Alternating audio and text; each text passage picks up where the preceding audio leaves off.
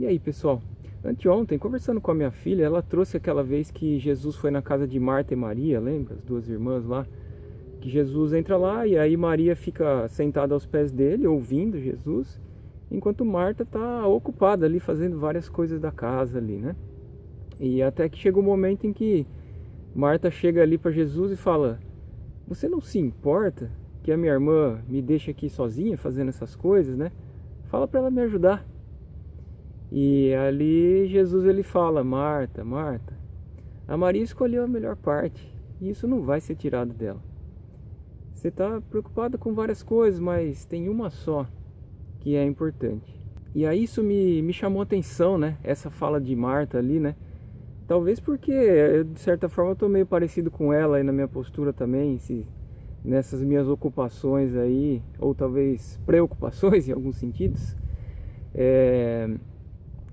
Mas e aí o que aconteceu, né? Quando isso me chamou a atenção, a ficha que me caiu, né? E aí por isso que eu estou compartilhando com vocês aqui nesse vídeo é essa daí, e depois uma outra ocasião que eu vou falar na sequência, né?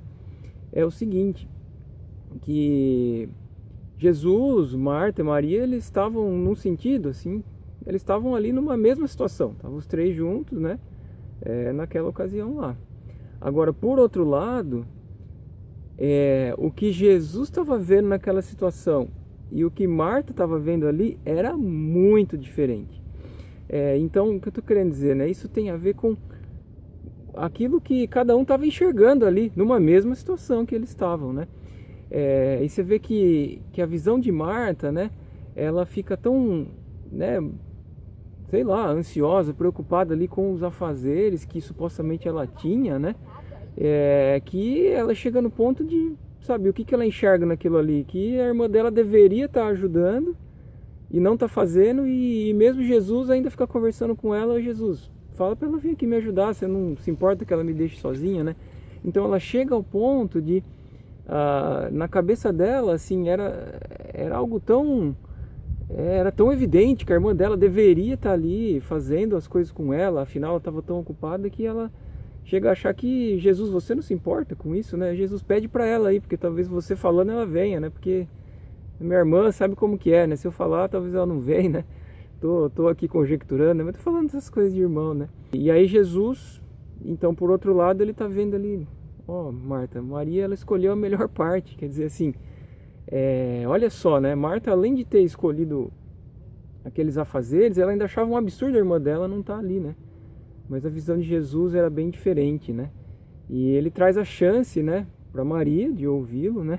E para Marta também, de poder naquele momento parar para mudar a mentalidade dela, para, reconsiderar como que ela estava vivendo e vendo aquilo tudo ali, talvez aquela situação, porque ela estava imersa ali no que ela achava que ela tinha que fazer, né? Vamos dizer assim, né? Tem tudo a ver comigo e acho que, né, com a gente aí, por isso de compartilhar, né? Que é isso, às vezes a gente acaba ficando numa situação de eu tenho que isso, pensar que aquilo e outro é necessário e tal, que a gente começa a ver as coisas de um jeito muito diferente de como Jesus vê.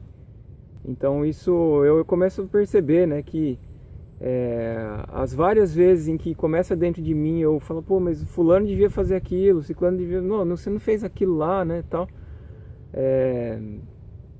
Talvez é a maneira que eu estou enxergando que possa ser ajustada, né? Eu não estou dizendo que não existe pessoa que, sei lá, é folgada, não é isso. Mas mesmo nesses casos, né? A gente vê como Jesus vê, é o que faz toda a diferença, muda tudo.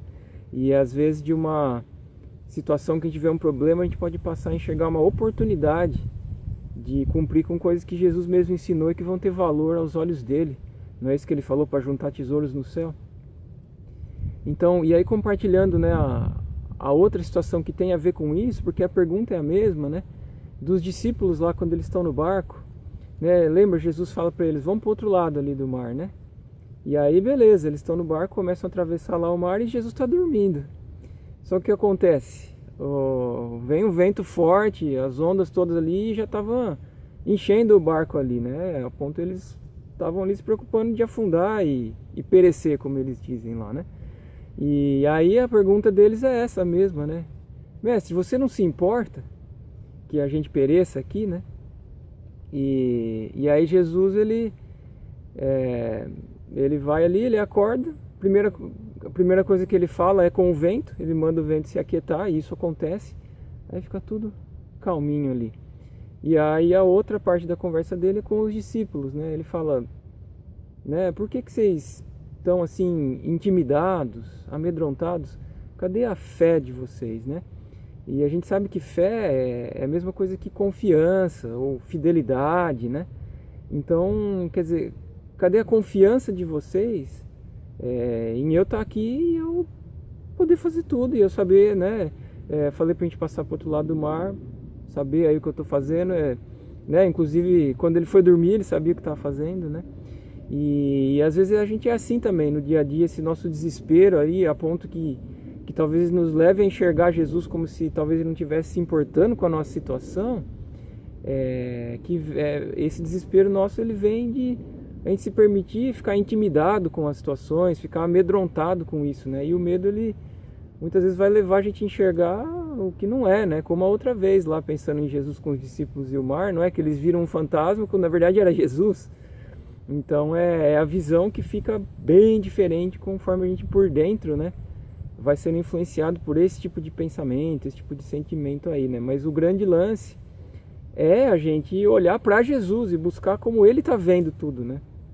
E saber que, né, ele pode ser acionado e que na verdade ele está muitas vezes ali dando pra gente uma chance, né? Inclusive quando ele vai dormir ali, né, ele está dando a chance da gente viver aquela situação e crescer na fé, na fidelidade a ele, confiar nele, porque de fato ele é, né, aquele que é e pode todas as coisas, e quanto que eu vejo ainda que eu tenho de muito mais aprender a confiar, por isso que isso é oportunidade, né? E porque provavelmente eu faria a mesma coisa que os discípulos fizeram, né? E então agora gerar confiança nele, gerar fidelidade a ele, isso é uma coisa que vale muito, porque isso tem a ver com vida eterna. Como ele disse, que quem é fiel a ele, quem confia nele, tem a vida eterna.